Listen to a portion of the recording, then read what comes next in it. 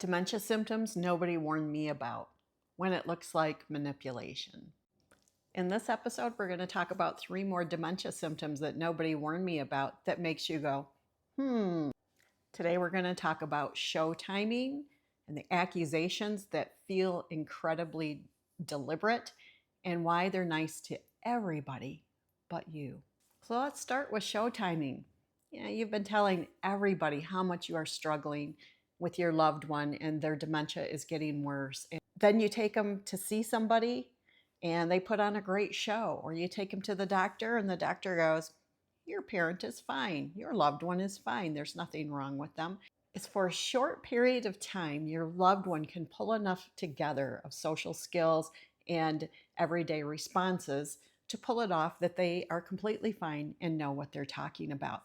But it's not sustainable and they can't do it very long. And usually they're very exhausted afterwards. And it doesn't mean that they've been faking their difficulties at home. And then number 2, they're nice to everybody but you. People come to visit and they're sweet as pie to them. Maybe it's your spouse and they treat them like they're just the greatest person on earth. But when it comes to you, they're mean, they're nasty, they don't want to talk to you, they say hateful things to you, and it hurts. And why does this happen? Well, there could be a couple of reasons why. And number 1, it could be that you are their safe person. You're the person that's closest to them, the person who's providing most of the care. And so they feel safe to let their guard down.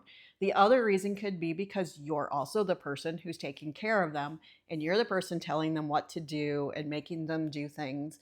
And they're angry and frustrated, and they're going to take it out on you.